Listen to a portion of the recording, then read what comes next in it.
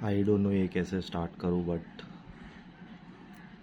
कुछ इस तरह जन्म लेता है इंसान।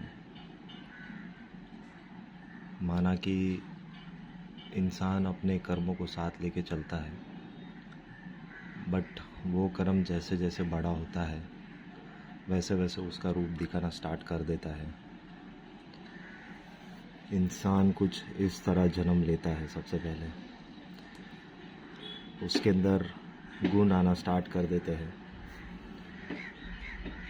गुण, अच्छे गुण, बुरे गुण। अच्छे गुण रहते हैं, वही अच्छे गुण हैं हमारे। और बुरे गुणों की बात करूं तो उसके अंदर होते हैं ईर्ष्या, वासना, अप्रेम, गुस्सा और इत्यादि इत्यादि। बहुत सारे अवगुण आना स्टार्ट कर देते हैं। इंसान ऐसे शुद्ध रूप में कभी नहीं रहता जन्म के बाद।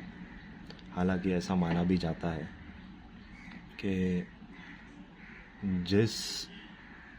जैसे हमारी परिस्थिति होती है मृत्यु के वक्त, वैसे ही गुण हम हमारे दूसरे जन्म में लेके जाते हैं।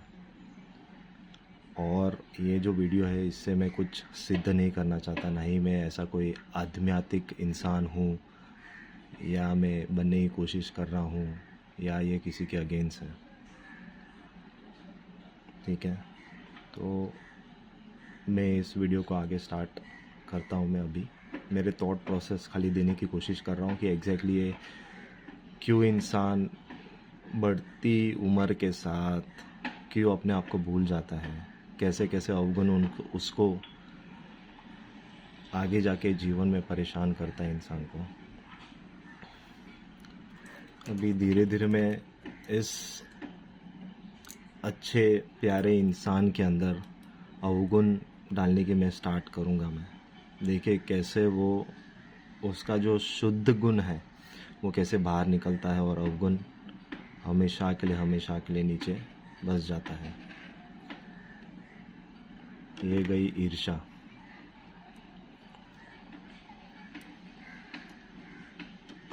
ये गई वासना, ये गया ईगो। ईगो में ज़्यादा डालूंगा क्योंकि आजकल इंसानों में बहुत आता है।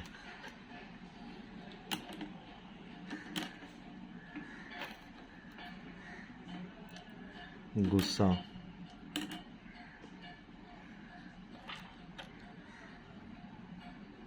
आलसपन,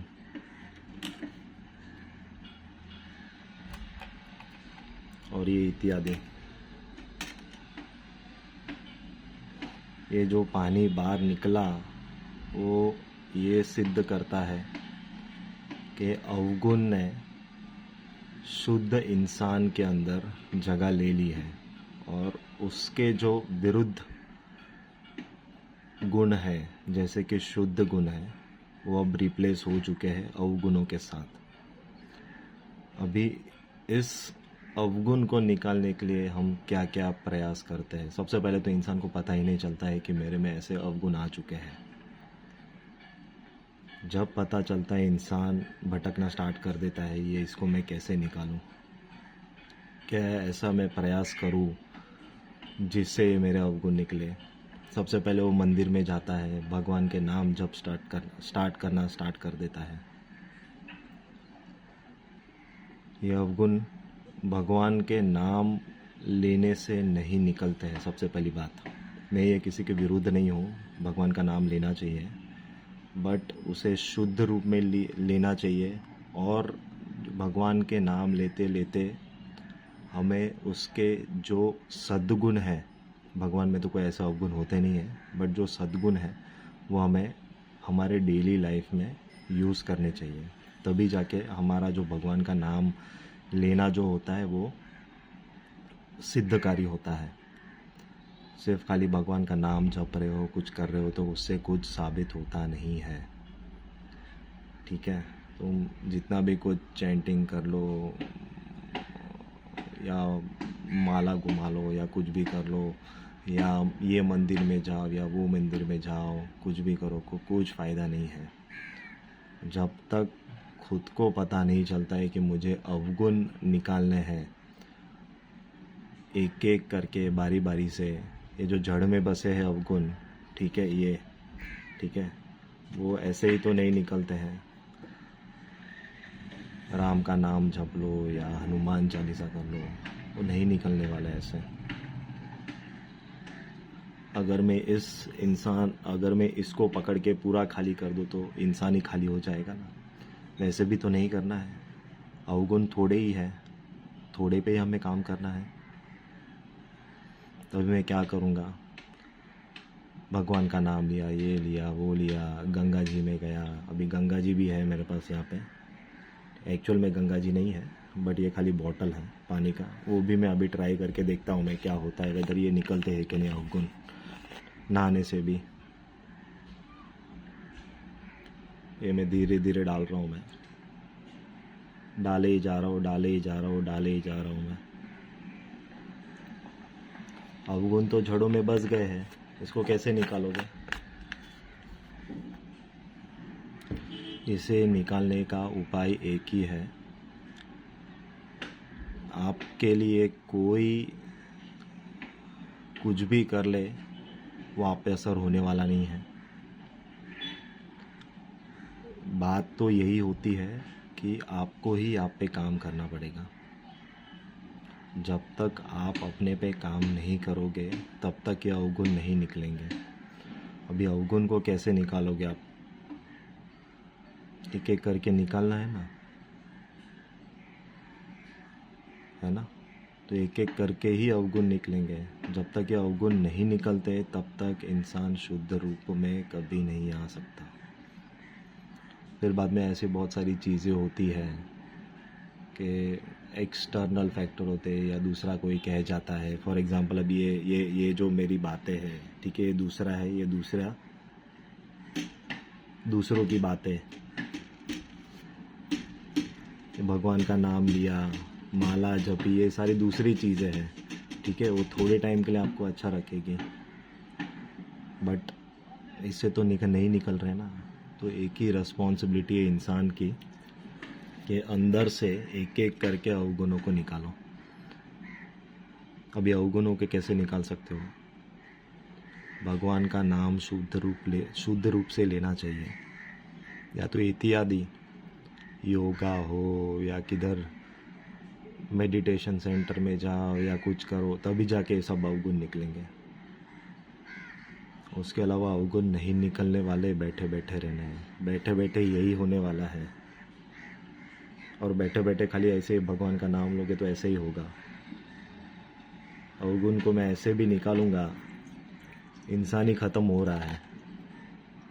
अवगुण तो वैसे ही वैसे, अभी इंसान ख़त्म हो गया, अभी ये जो अवगुण है, अब ये दूसरे जन्म में भी वैसे ही जाएंगे।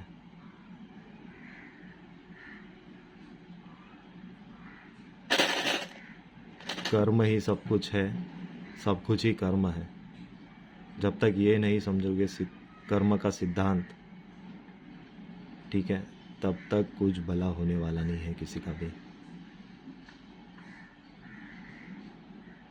अवगुणों को निकालना स्टार्ट कीजिए, बारी बारी पकड़ पकड़ के। नहीं निकालोगे तो ये कर्म जो है, ये जो पुराने संस्कार जो है, जो जड़ों में अभी भी बसे हैं इंसान जाने के बाद, वो दूसरे जन्म में कैरी होता है। थोड़ा बात को आप समझिए। मैं कोई ऐसा आध्यात्मिक इंसान नहीं हूँ, बट जो 32 या 33 उम्र में जो मैंने अनुभव किया है, पढ़ा है, लिखा है, अनुभव किया है, ठीक है, ये कोई ऐसी बातें भी नहीं है कि बिना अनुभव किए हैं, ये अनुभव किए हैं, ठीक है। मैंने भी जाके तप किए हैं 1-2 बार, तो उसके रूप में जो मुझे पता चल रहा है वो मैं बताना चाहता हूँ मैं। तो इंसान को खुद की रिस्पॉन्सिबिलिटी लेनी चाहिए, और एक एक करके बारी बारी करके